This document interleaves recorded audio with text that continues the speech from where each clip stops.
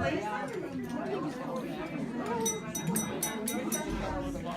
So everybody has their coffee, everybody has their ice cream, and we are now at the point of why we came here today, right? Right. So we came here to eat lunch too. Right. But we are so excited in California because we have 33 fellows and grant recipients that are studying in California this year. So that's so exciting. And we are fortunate that 6 of them are with us today. So we're just so anxious to hear what they're doing and how they're going to spend their wonderful year studying to make us all feel so proud. And I can tell you, at the end of this afternoon, you're going to be so proud that you are an AUW member, that you're going to go out and recruit at least 10 of your best friends, right? Okay, that's a directive now, right? You have to recruit 10 of your best friends. So here's how it's going to work. I'm going to introduce our first hostess, because each one of our fellows and grant recipients have a hostess. And I'm going to introduce her, and then she is going to introduce the fellow that she is hosting. And then as soon as that fellow is done, you're not going to see me again, because then the next, you just follow the program here, and then the next hostess gets up with her fellow, and we just keep going on until we're done. And then when you see me again, you'll know that we're going to wind it down. Okay. So let's go. I'd like to introduce Betty Bernstein, who's going to introduce her fellow. So. My guest, our speaker, Diana Juarez Madera, who is working on a PhD in Stanford. I have to look at it, it's very complicated. She is in aeronautics and astronautics. Have you said it? Aeronautics and astronautics. Okay, and she's always been interested in space, and she met her husband at UC Santa Cruz, and she has a husband who's not here today, but her mother and her baby Nina are here with us. And you've seen, she's just turned a year old. And I'm absolutely delighted she's almost finished with her PhD at Stanford. So it's really amazing. It takes a long time to get a PhD, but you're doing it. With the baby especially. So here, I'll turn it over to you. Thank you. Hi everyone. As Betty said, if you guys see a baby that is hard to control, mine. And it's her nap time, so my mom is helping her sleep. So yes, my name is Diana Juarez Madera, and I'll tell you a little bit about how I got here to the aeronautics and astronautics programs at Stanford. So first, my interest in aerospace dates back to my childhood years. So I was born and raised in the central north part of Mexico, and in a very remote and rural town with very low light pollution. So I was very spoiled to see the starry sky night every night. So I was fascinated with it. So I also frequently watched television news where they used to discuss United States rockets that were being launched into space. So that really fascinated me, and therefore, since I was a little girl, I knew that my life was going to be dedicated to study science beyond Earth. So none of my parents got to attend high school, and I am first generation to go to college. The road to my desires as a space scientist was challenged even before I left home to school, because my parents always lacked the financial stability to fund my school supplies, and I always had to rely on scholarships to make ends meet. On top of that, my siblings and my mother had to deal with the problems that come with an unemployed and alcoholic father who didn't respect women. So it was difficult to thrive in such a destructive environment. And I also especially feared for my little sister, who could only tolerate too much due to her scoliosis and heart disorders since birth. On top of that, for the people that I was surrounded by in my remote and rural village in Mexico, a woman involved in such a particular science field is unheard of, or very scarce. My expected future was something simpler. Get married at an early age and remain at home to raise the common children. But not deterred, I knew that success was not just a measure of achievement, but the ability to see things differently. So despite the disappointments, my dear mother kept strong for me and my siblings. She always motivated us to excel at school, and she gave me faith for the future, basically. So she used to tell me that the only heritage she could ever leave me with was an education, so that I could achieve an economic independence. And so I took her advice. So in Mexico, I obtained my undergraduate degree in physics, since space science was not an option in my humble hometown. I also competed in many academic contests and brought home multiple awards and recognitions. One of them was the John Mccole Award that allowed me to do a summer internship. This was a national competition in Mexico, and the winner of that award was allowed to do a summer internship at UC Santa Cruz in the astrophysics department. So I was the first recipient. This was in 2009, and in that department, that's where I met my husband. That was also doing astrophysics there. Me and him were the only Latin American students at the time, so we had a lot in common. So we both continued to study our Masters of Science in Physics at San Francisco State University later on. So after completing my Masters, I was still in the search for the aerospace career to fulfill my desires to become a space scientist. And I found out about the Aeronautics and Astronautics program at Stanford and decided to apply. So today, I am a member of the Space Environment and Satellite Systems Laboratory in the Aeronautics and Astronautics department there, where our goal is to characterize the space environment. So we look for existing conditions in space that could affect the spacecraft. And my specific focus is on the Van Allen radiation belts. So what are the Van Allen radiation belts? Van Allen radiation belts are toroidal-shaped regions that surround the Earth. They are inside the Earth's magnetosphere, which is a big region that surrounds the Earth, and the magnetic field plays a big role in there. So the Van Allen radiation belts are filled with energetic electrons and protons, and the mission that provides the data for my research is called Firebird. It stands for Focused Investigations of Relativistic Electron Burst Intensity, Range, and Dynamics. That's the name of the CubeSat mission. So a CubeSat is basically a mini satellite. It's about this size, like 10 by 10 by 10 centimeters. And so this CubeSat is a dual satellite mission, like I mentioned, and it examines the spatial scale and spatial temporal ambiguity of magnetospheric microbursts. Microbursts, now let me tell you what microbursts are. They are a very impulsive form of precipitation of electrons into the Earth's upper atmosphere. So we have all these charged particles way above where airplanes fly, way above the hundreds of kilometers, but they precipitate into the atmosphere, and they change the chemistry once they hit their particles in the atmosphere. So the primary data science product is the high time resolution measurements of electron flux that this CubeSat measures in 6 different energy channels. And with this, we want to be able to detect the different energy ranges at which microbursts exist, from low energies all the way to relativistic electrons, which is very high energy particles. And so as part of my dissertation at Stanford, which I'm a 4th year there, and I hope to finish in this year. With a baby, it's a little bit complicated, hopefully. So as part of my dissertation, I am combining Firebird measurements with measurements of ground-based radar. There's a radar in Alaska, Poker Flat, Alaska, where they take measurements when Firebird is in the vicinity of them. And we're trying to combine these measurements because we want to have these 2 different platform techniques to extend the data capability from single point to multi-point studies. So not just try to combine these data sets from them and be able to say, can we see the same thing that we see from Firebird? Is it the same thing that we're seeing from FISAR, which is the name of the radar in Alaska? So this science has a lot of impact in the upper atmosphere. The influence of the radiation belt electrons in the atmosphere is poorly known, and Firebird measurements improve the current estimates of electron precipitation that influence the chemical composition of the atmosphere and therefore global climate.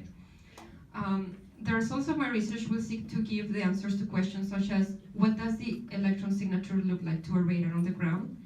And what is the energy being deposited into the atmosphere due to these electrons?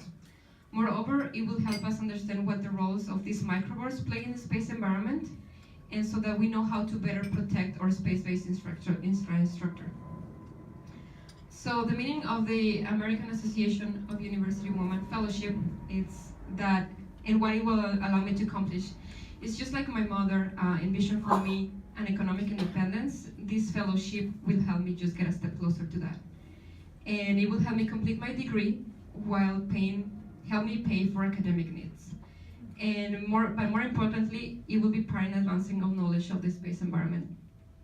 And beyond the financial support, this fellowship has a deeper meaning because it represents the leadership of women in all fields.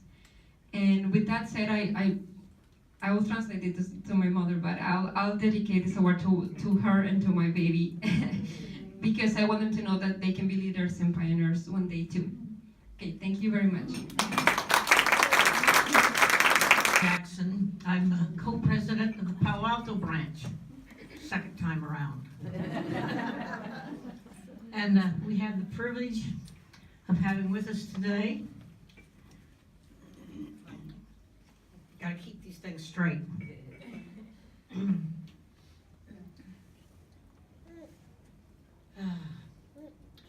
Deli, who is from Hungary.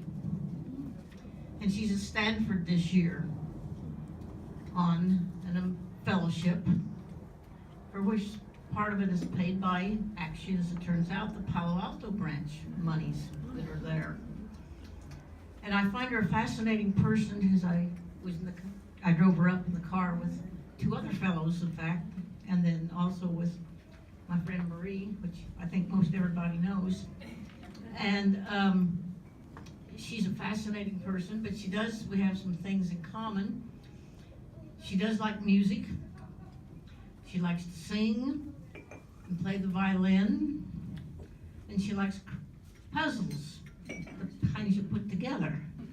Some of the things that it turns out that I like very much, I don't play, but my daughter did. So we had that, and my son-in-law did.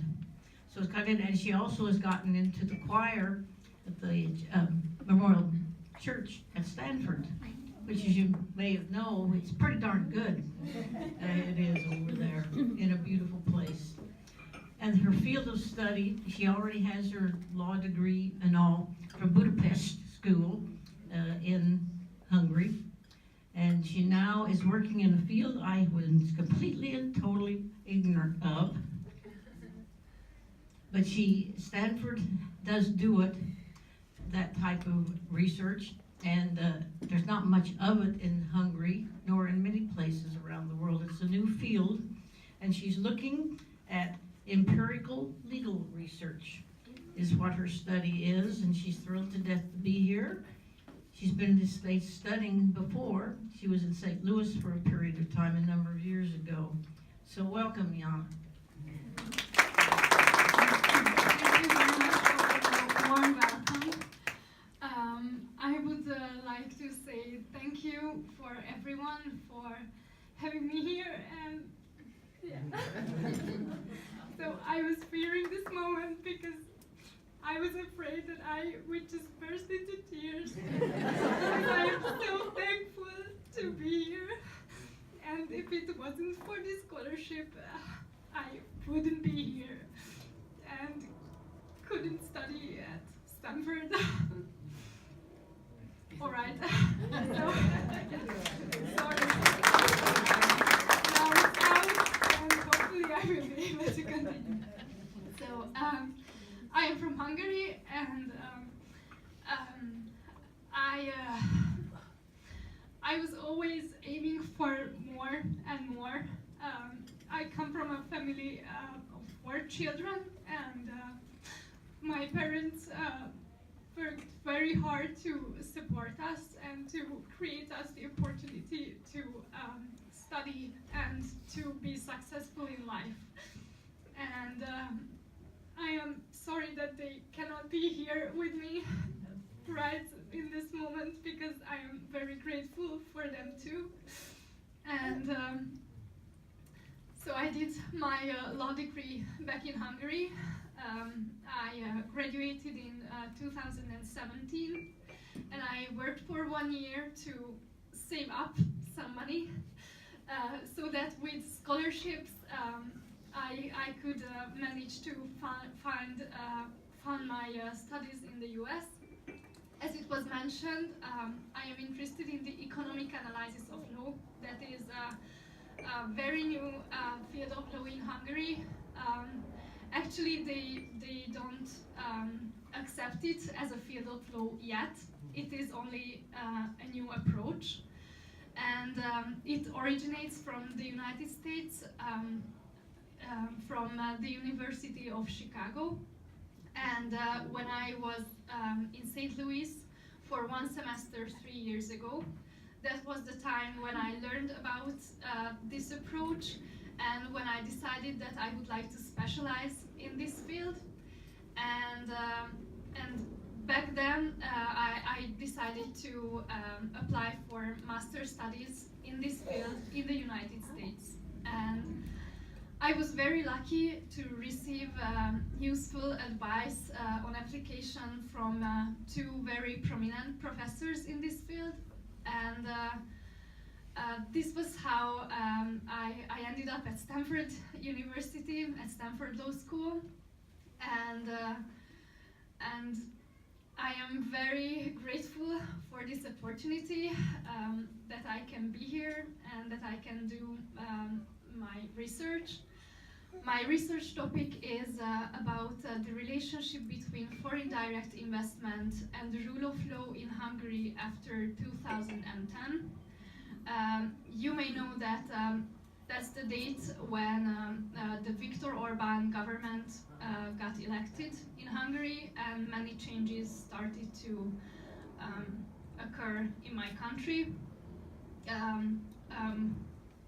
Most of these changes weren't and aren't good changes, and don't lead Hungary into a good direction. And as I have concerns for my country, I would like to use this empirical legal research method to show that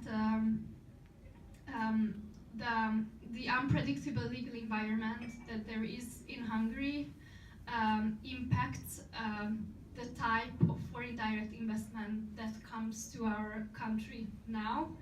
And I would like to explore which countries invest in Hungary nowadays after these changes, whether these are different countries that invested in Hungary before. And I would like to raise people's attention to these changes that are occurring in our country, and I really hope that my research will be something that will open people's eyes to see that we need change, and we need to turn around and go back and face Western European countries and not China or Russia.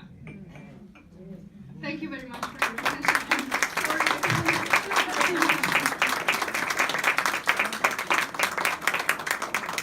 And mathematics, so you can basically do anything with the program. And that's exactly what I ended up doing. I came to Stanford with the intention of exploring as much as possible and really finding myself and learning from other people and every single professor that I could find. So when I first came, I ended up starting with machine learning and dove into the energy sector and the healthcare sector. I worked on many projects, of which some included, a peer-to-peer energy trading platform idea. I worked on creating maybe new medical devices for glioblastoma patients, applied machine learning to neuroscience projects, and finally I found myself wanting to work in a sector that was close to interacting with humans and giving back. So I ended up going to Ghana and seeing what the nonprofit sector was like, and I started a foundation there to train or provide housing to vulnerable women on the streets and give them technical training so that they can get back on their feet. And now this quarter, like I said, I'm open to exploring. 2 weeks ago, I met these really cool PhD students who told me about their space algorithms with machine learning and how they're actually using, the space industry is actually lagging in terms of using these machine learning algorithms in their satellites and navigation. So we were working on a project to provide maintenance services to geostationary satellites in orbit, and I'm extremely thankful for Stanford and being able to do all of these things and interact with all of these people. And my end goal is really one day I want to be able to start my own technology company and give back to people. And I just notice inequality in every single aspect of society, whether it be in Ghana, whether it be in the United States. There's a certain elite group of people who are running while others on the outskirts of society are just being left behind. So I believe by changing the demographics of the people that are making money in this country, we can change how the society works in general. And so that's why I'm at Stanford. Oh, I forgot to mention, I am Turkish.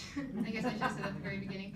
My dad immigrated with me here when I was a child, and I spent my life back and forth between Turkey and the United States. And my goal is one day, actually, in the future, very far future, maybe to get involved with public affairs. And I don't know if you know about the situation in Turkey, but our president, prime minister, is just all, it's, just not that much different than the United States. So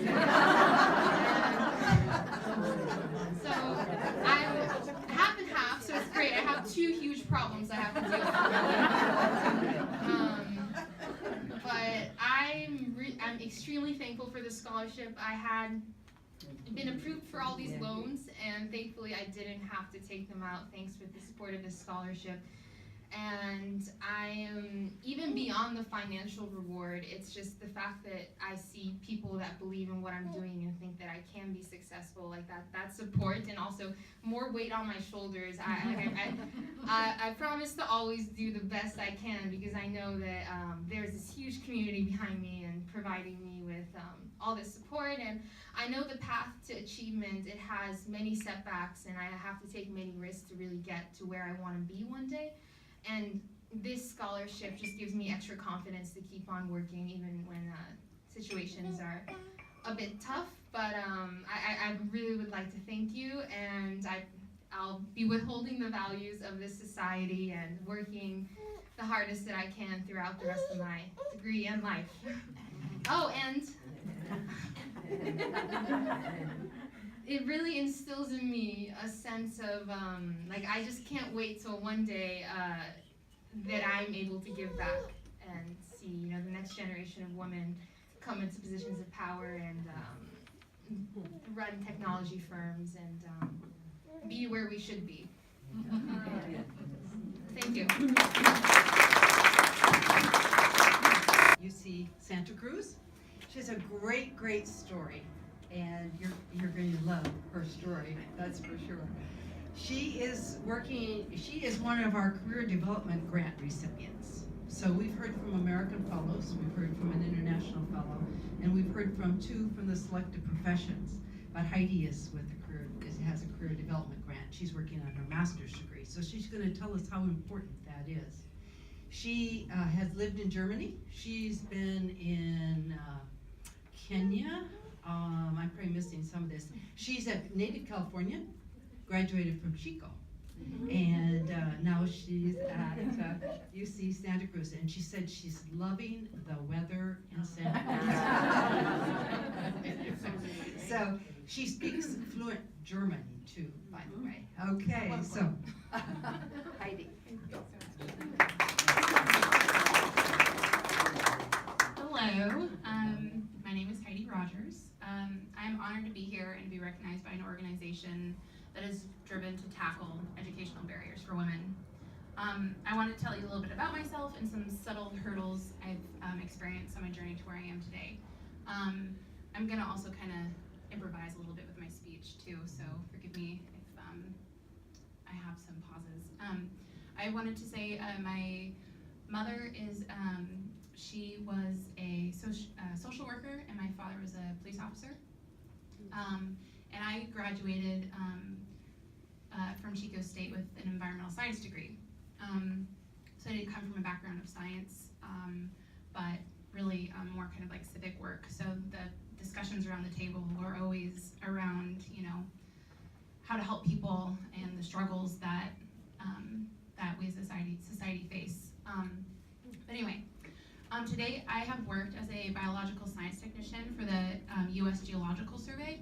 For the U.S. Geological Survey this past summer, I was basically hiking to high alpine meadows to install data loggers that collect climate data.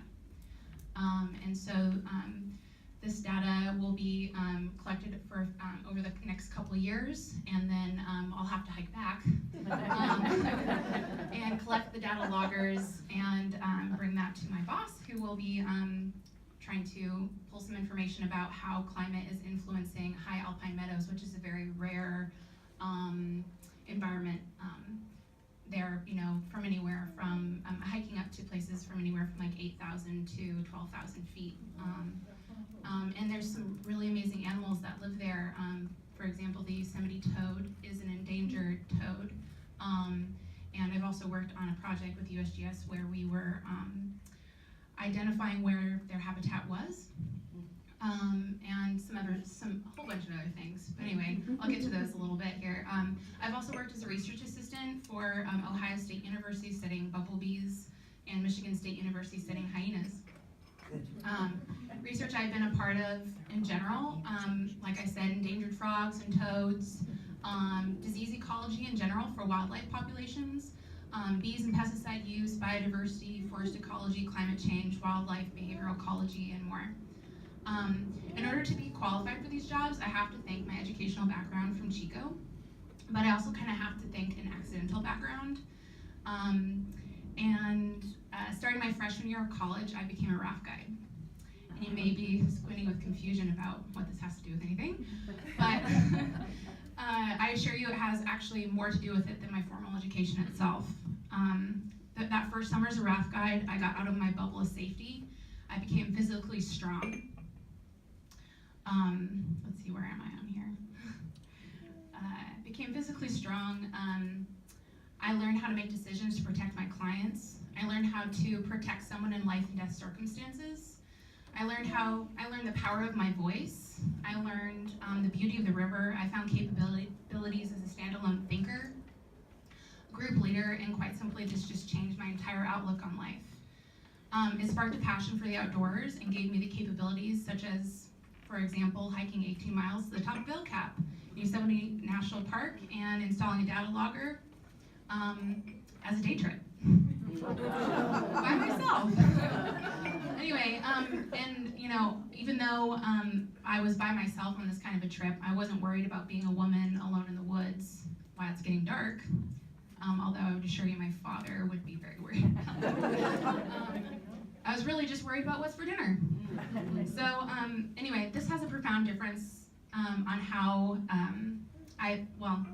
the experiences as being a raft guide and outdoor guide really has had a profound difference on how I would have felt prior to guide school. Based on the culture that shaped my upbringing, I would have felt insecure and unsafe in a situation such as hiking the top of Hill Cap by myself. So my point is that this character building skills can give you confidence and ability, and gaining this skill set is often perceived as unsuitable for a woman, at least in my opinion or in my upbringing. Although I do have to say that this is changing. And knowing that extremes in the outdoors can provide confidence for a young person, I've made it a point as I develop my career to take young women outside. For example, I work for Red Cliff Ascent as a wilderness, it's a wilderness therapy program for at-risk youth in southern Utah, where students backpack in the wilderness without leaving the wilderness for an average of 2 to 3 months. And it's profoundly life-changing for them. And so I've, helped push young women to hike to the top of mountains to make fire with sticks. No matches, just sticks, friction fires, to learn how to navigate with the stars, how to navigate maps. And I hope that this will give them a skill set that they didn't know they needed. It is because I became a raft guide and an outdoor guide thereafter. I had the resume to work for the many jobs I've had in ecology. Despite my diverse experiences, however, I have found it difficult to move out of the label of technician as a biologist. And this is actually something that happens for many students outside of, once they graduate from their undergraduate degrees, it's kind of hard to find a job that actually pays them a living wage. Even though I haven't really had a living wage as an ecologist, as a professional ecologist, my experiences have been extremely worthwhile. I've been able to hike the most beautiful places in California. I've traveled to unpopulated rainforests. I lived in the African savanna to observe hyena behavior for work, which is amazing. And it is to say that, it's been worth it.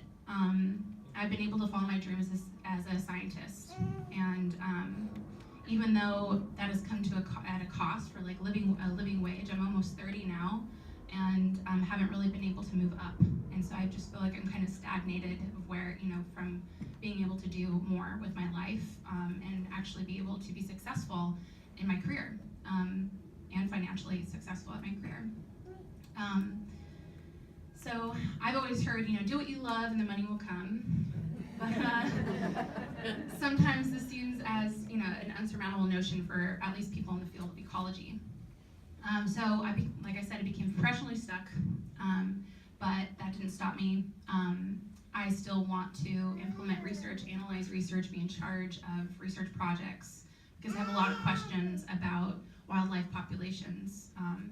And specifically, I'm really interested in how wildlife populations are influenced by anthropogenic causes such as climate change or toxins in the environment and habitat fragmentation.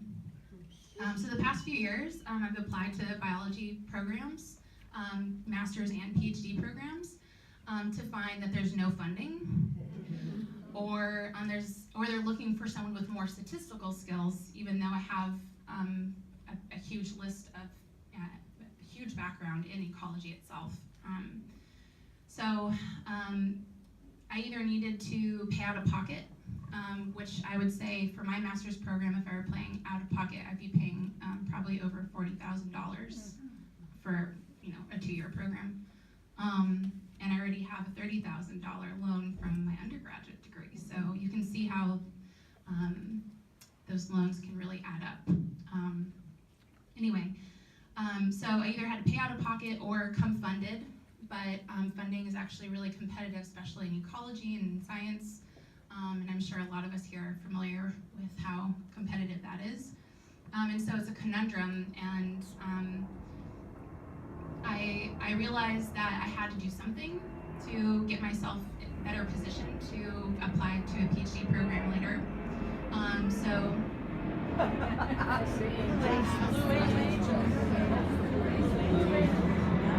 Blue Angels, I guess. Just for you. Yeah, thank you. So I started to explore statistical programs because statistics is a huge part of what I would be doing as an ecologist, and actually probably for a lot of the people in this room that are being funded, they probably use statistics a lot, actually. So it's a huge field and has a lot of different routes you can go. But anyway, when I finally kind of decided that I was going to shoot for statistics, so I'd be better equipped to apply for PhD programs. A lot of people around me they said things like, I can't picture you doing that. That degree is going to be really, really hard. Why are you going to do that? That's, that doesn't seem like you. You like to hike in the forest. But honestly, I think there's more to it than that, and I think that's some of those reasons is why this organization was founded.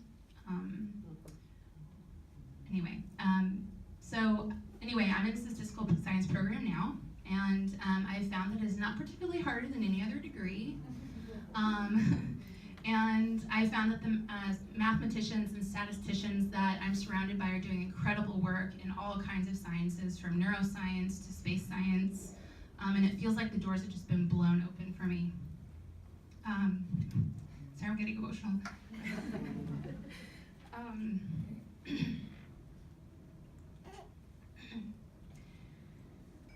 I can see further, and I can see that there's more opportunities than I could ever thought imaginable. And now that I'm in this program, multiple organizations have even thrown their data at me. Please work on my data. We need you. And I'm really shocked, because I'm shocked that so many people doubted my decision to do statistics and mathematics. So I just wanted to say thank you for believing in me.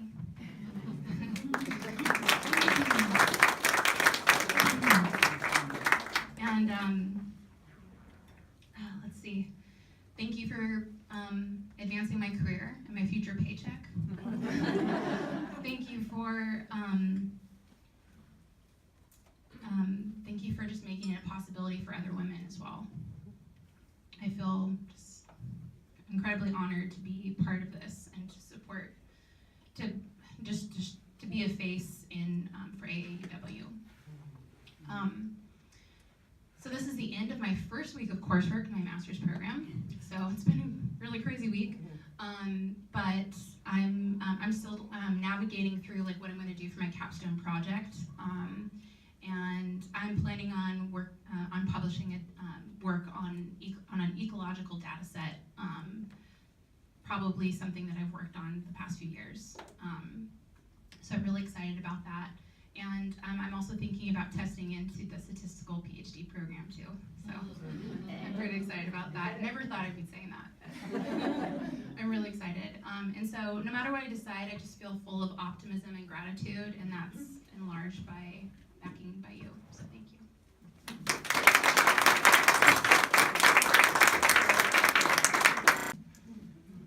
After all that food, can I still speak? My name is Autumn B. I'm the funds director of our branch, which is Sunnyvale, Cupertino, down the valley a little ways. Yeah, thank you.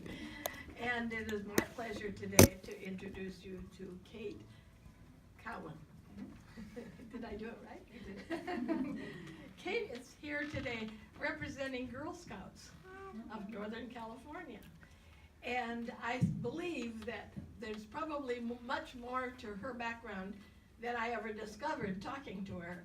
So I'll count on her to share that with you. The one thing that's my favorite thing about this whole project with the Girl Scouts is the title seems to be Got Choices. And you know what? We have so far. Thank you. Okay.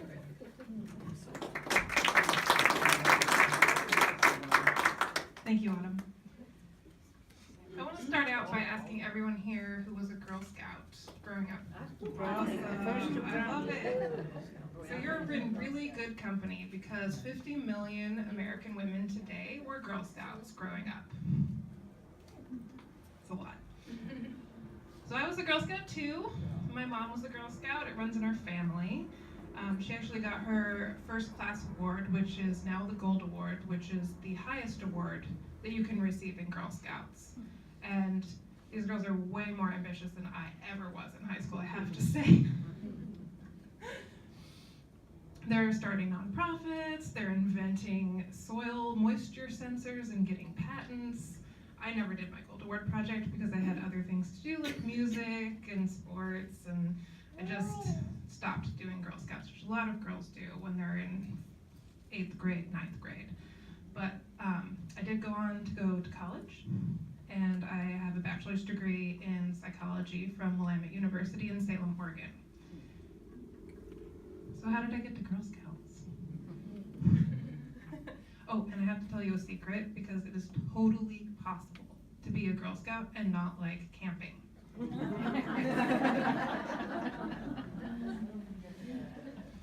So during the course of my degree, I had to do an internship, and I chose to be a victim advocate at the district attorney's office in Salem, Oregon, and that started my career at nonprofits.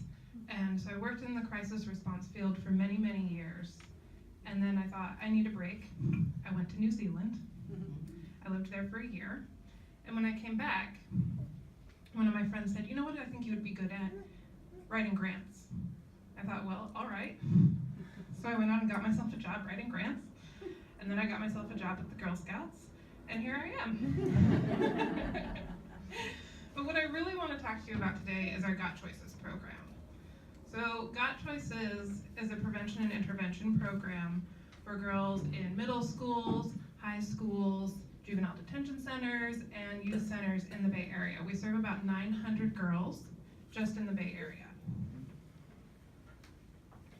And in Girl Scouts, girls build leadership skills, they explore STEM, they have outdoor adventures, and they learn about entrepreneurship. Girl Scouts are GIRLs, go-getters, innovators, risk-takers, and leaders. So I have 4 stories for you today about GIRLs who have empowered themselves in our Got Choices program, because they're way more interesting than I am, I promise. So, Sierra was facing serious charges when she joined our program at the Juvenile Detention Center. She told me, I thought my life was over. Because of the connection that she made with the leader in that program, she wanted to continue after she was released. And she did.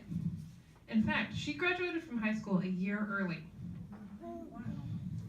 She's attending community college now, and her ultimate goal is to graduate with a master's degree in business. She's a serious go-getter. 5 girls in our San Jose office were instrumental in planning a family camp that we hosted last summer. They planned meals, they made a grocery list, they planned icebreakers and family-friendly activities, and then they led those activities at camp. They worked together to pitch their ideas to the program director, and they learned how to be professional in the workplace. One of those girls used that volunteer experience as a jumping off point in her job search. Of course, she was successful. And their innovative and fun ideas really made that family camp a success. Some girls in Got Choices are pretty quiet and shy, just like Marilyn. But Marilyn decided that she wanted to take a risk, so she decided to go to a 3-night, overnight camping experience at one of our camps, all by herself. She didn't know anyone. So over the course of the 3 days, she tie-dyed a t-shirt, she went on the high adventure ropes course, she made some friends, and at the closing campfire, she put on an amazing skit that required her to be boisterous and loud. 2 things she definitely is not normally. And the most amazing part about it was that you could see how much fun she was having just coming out of her shell. So I'd say that Marilyn's calculated risk paid off, and she acquired a new best friend. She told us that her favorite moment of going to camp was sleeping outside because she could see the stars.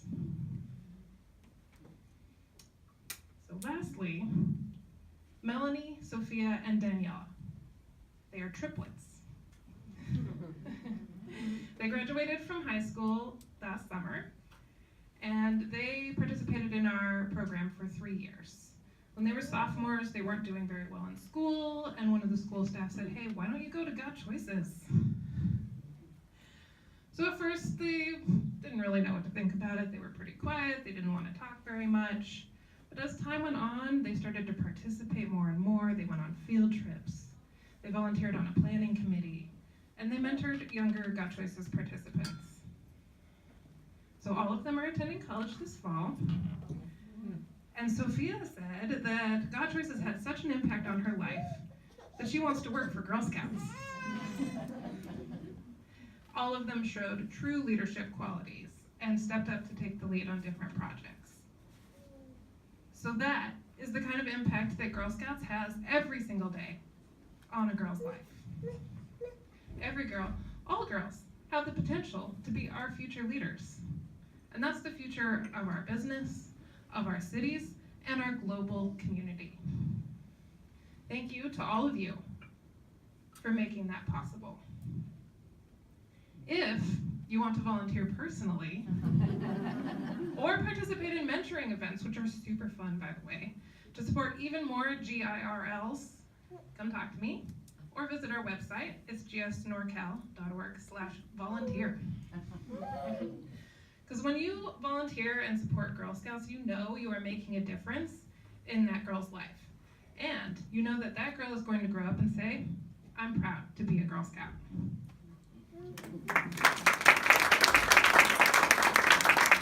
Very young. I'm from the Marin Branch, and it's an honor to welcome our guest or fellowship recipient, Jess, I have to write this down, and Dipoju, who is from Nigeria originally. Her family is from Nigeria, but she lived in Chicago most of her life.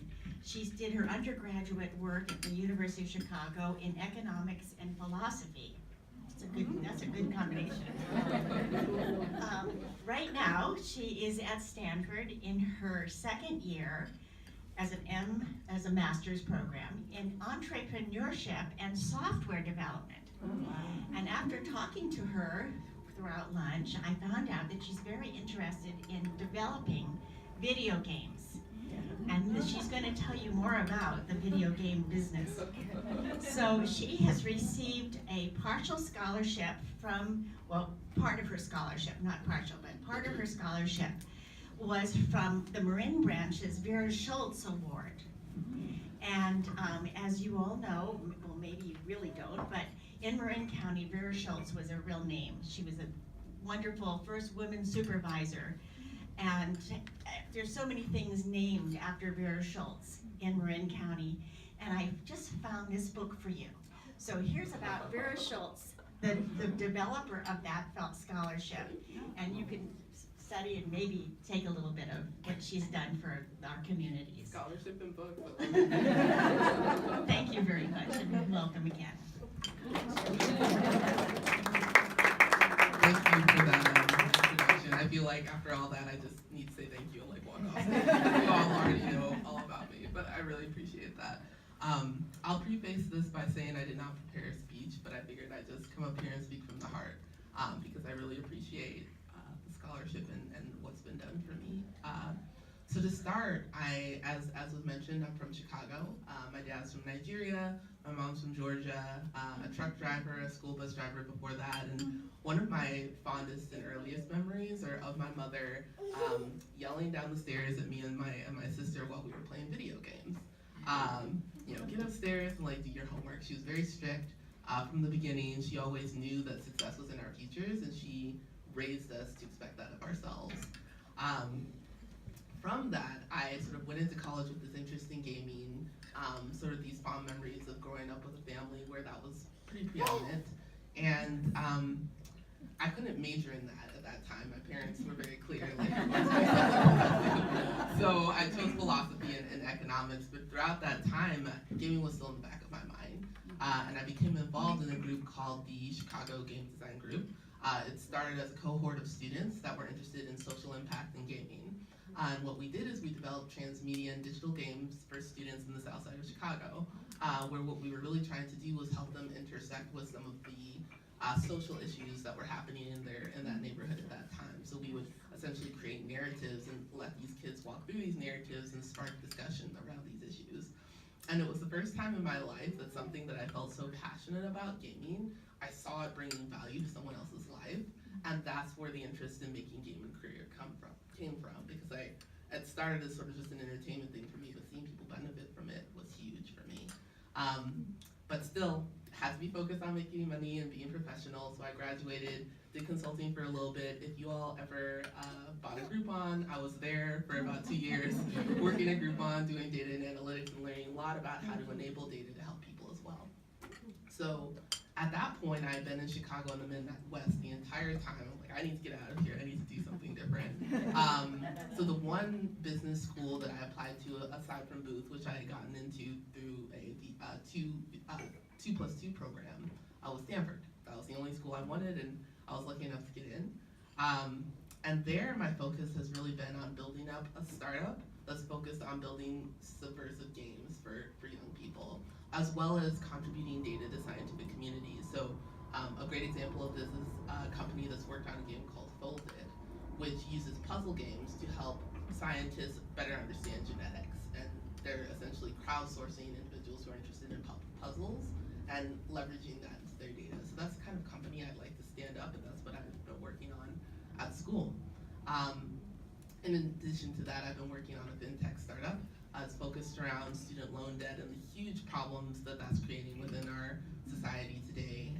Trying to figure out how to automate and incrementalize some of those payments so that people are able to handle that a little bit better and really getting to that oppressive emotion that a lot of people feel about something that shouldn't be, something that should be exciting and something related to their education. So those are my two focus projects right now. I really just want to thank you all for the scholarship. My family is not wealthy. A lot of people at Stanford GSB come from wealthy backgrounds and or have made their own money via their companies, but I have some self-funded my education my entire life. So this is extremely appreciated, and I want to thank you all for helping me.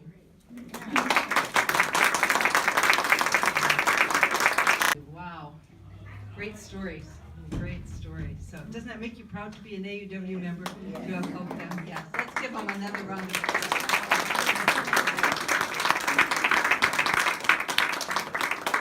We wish them all the best for this year, because I know it's going to be a wonderful year for all of you. So thank you very much for coming today and sharing your stories with us. We really appreciate that. And now I'd like to call on Kathy Foxhoven,